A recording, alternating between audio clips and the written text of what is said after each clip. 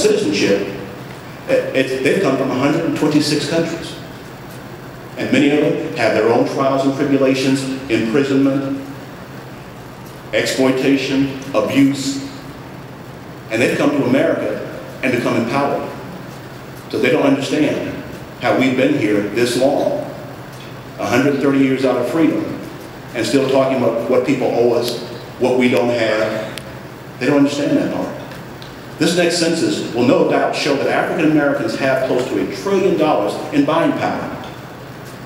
But if we were our own nation, we'd be a debtor nation, because we don't produce anything.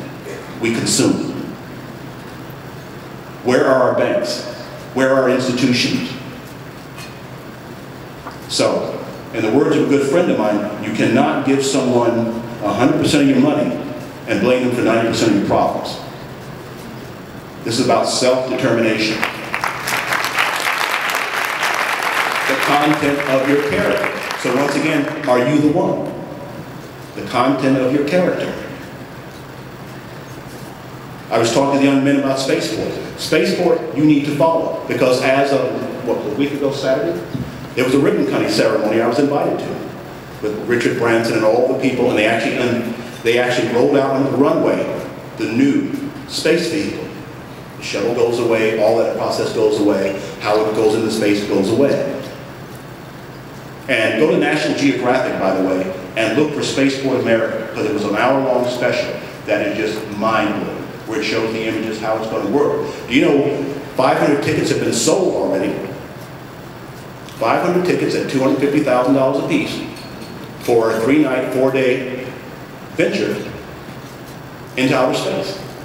We will be able to go into outer space like we get in the car right now and drive to Washington, D.C. What we agreed to do, and by the way, the gentleman I spoke of, Scott from Telluride, guess where Scott is now? He's the project manager at Spaceport America, my business partner. So it was decided late last week that we're going to build the most technologically advanced community mirroring Spaceport, which is the most technologically equipped port ever. We're going to build a community, and its purpose will be for the vetting, testing of processes, materials, and technology to build a lunar colony to live on the moon. That's taking place here. By the year 2020, we will have colonies on the moon, either the North or the South Pole. That's taking place right now. That's what Spaceport, the city, will be. Now, are you the one that will be employed there?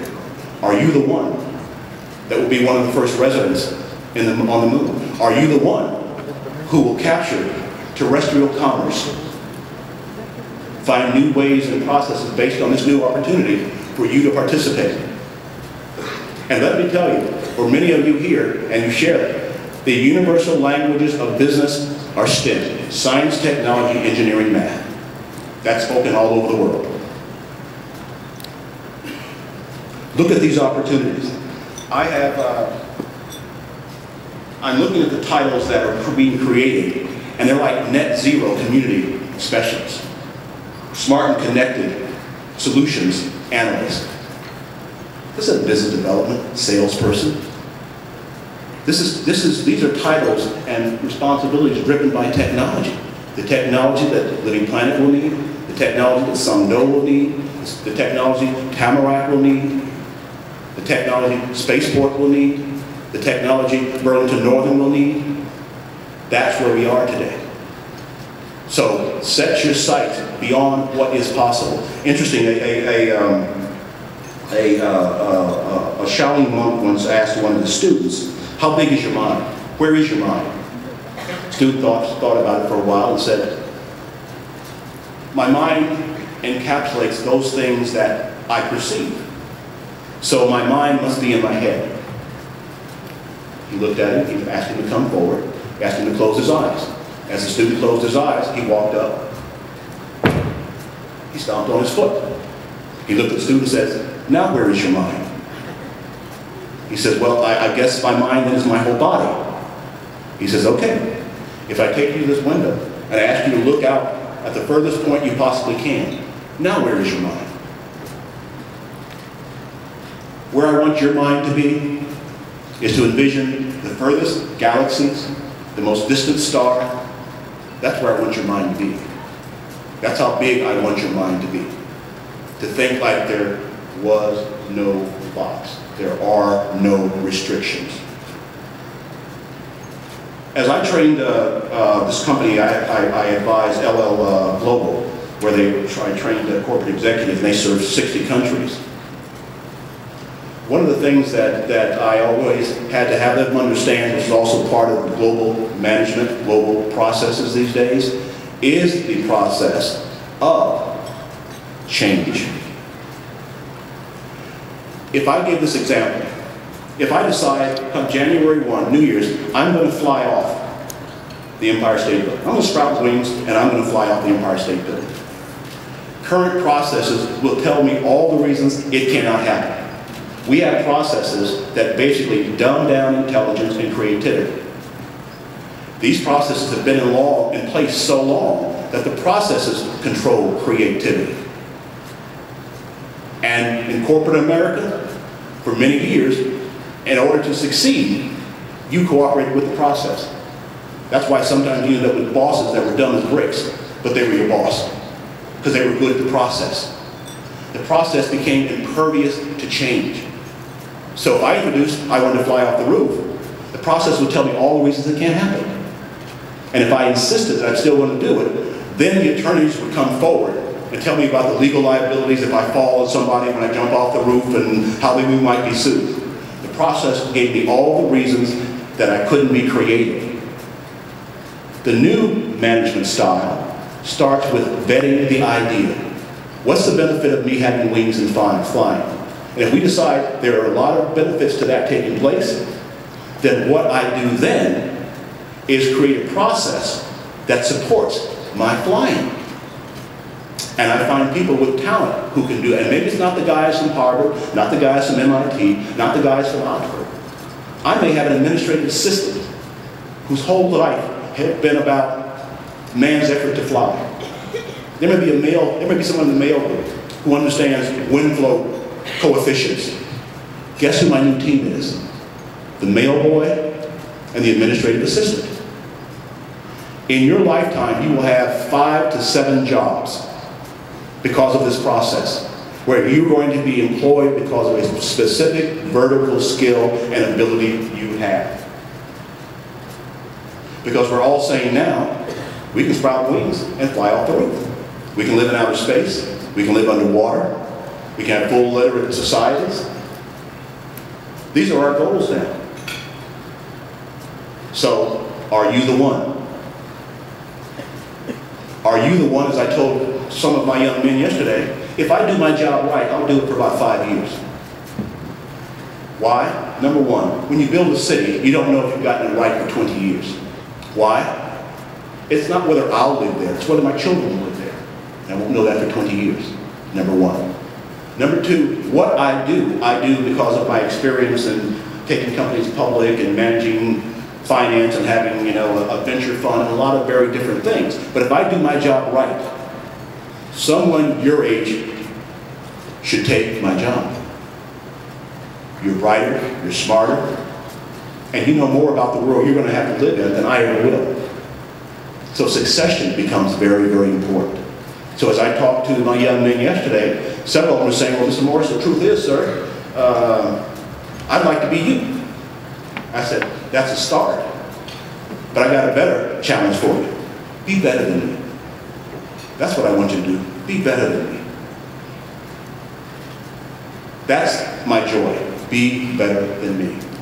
And all of you are so much further ahead than I was at this point. Understand, I was dreadlocks. Remember that? Dreadlocks, multicolored rubber bands, red heart on my zipper. That's where I was where you are. So you're all so much further ahead than I am. One said, well, Mr. Morris, well, can you hire me? I said, well, what do you got? Well, if you hire me, I can learn. I said, no. This isn't school. Don't tell me what you need to learn when you get there. Tell me what you know when you show up. Okay? That's what will impress me. What do you know coming in the door? cherish the value of network capital. My life for many, many years has been led by what I did for the last 35 years. My wife sometimes sits in amazement as something comes across my desk, because I was a deal syndicator here in New York. A deal. I know people over here with money, people over here with ideas. I syndicate the deal to make sure that it lives. Don't get caught up in networking. Focus on access. Networking is a process where everyone wants to know who you are, and you go home, you got a bunch of business cards like this, and at the end of the day, what will it do for you? I have a simple principle in my life: access. I don't want to talk to anybody that's no more than one step removed from the top. I want to talk to you because you'll talk to the CEO. I want to talk to you because you'll talk to the board of directors. That's access. Then you can affect change. So keep in mind access. Keep in touch with one another. Global leadership requires co-creation. Co-creation. MIT a couple of years ago came out with a term that I want all of you to embrace because you're part of that generation. It's called the creative class. You are the creative class. What's in your head, what you've been trained to do, will create the next big idea. So are you the one to create the next big idea? Are you the one to create the next Facebook? Are you the one to create the next YouTube? Are you the one? And you are the one. You are the one. I have a couple of things to say in closing, because I'm keeping my elected government, and we met the old boss, the old ruling royalty of Nigeria. And one of the things that impressed me as my wife and I, she was one of the few women who had ever seen these kind of sacred ceremonies where there was the king and his 40 or 50 sons, so they have 12, 15, 20 wives. And you'd walk in, open this door, and the sons were all down the line. And you'd walk down the center, and there was the Oba at the end of it. And I was there as he was kind of, not chastising, but talking to one of his sons about something he had done that wasn't right, and he wanted him to learn. Afterwards, the son, bowed to his father and walked away. And I asked the Oba, I said, what was taking place there?